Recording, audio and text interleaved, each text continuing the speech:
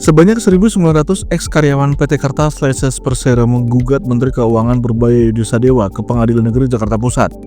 Adapun Purbaya digugat hanya sebesar Rp1.900.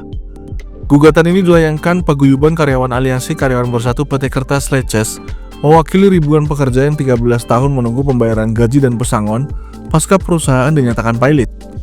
Eko Nofriansyah Putra, kuasa hukum para penggugat, mengatakan nilai gugatan yang hanya Rp1.900 secara keseluruhan. Nilai ini merupakan simbol pertanggungjawaban moral negara terhadap nasib ribuan buruh BUMN pertama yang pailit secara hukum tetap di Indonesia itu.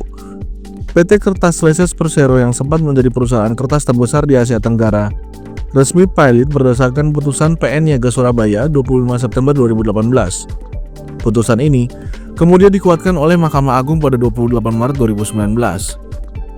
Pasca putusan, Hakim Pengawas dan tim kurator menetapkan 14 sertifikat tanah seluas kurang lebih 74 hektar di Probolinggo sebagai budul pailit dengan nilai estimasi sekitar Rp700 miliar.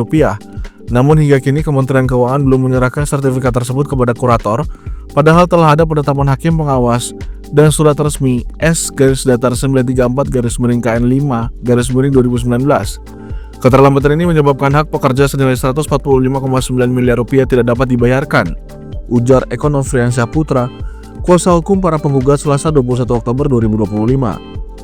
Menurut Eko, tindakan pejabat publik yang menunda pelaksanaan putusan hukum termasuk perbuatan melawan hukum sebagaimana dimaksud pasal 1365 KUH Perdata serta bertentangan dengan pasal 15 ayat 1 Undang-Undang Nomor 37 Tahun 2004 tentang kepailitan.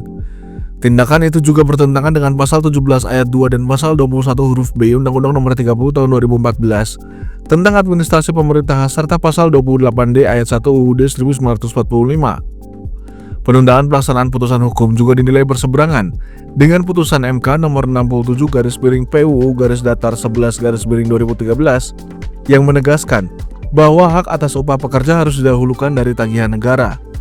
Menurutnya, negara tidak boleh diam ketika pekerjanya sendiri dizalimi oleh birokrasi. Dia mengatakan gugatan Rp1 ini adalah simbol bahwa keadilan sosial masih bisa diperjuangkan melalui jalur hukum dan butuh niat baik dari Menteri Keuangan.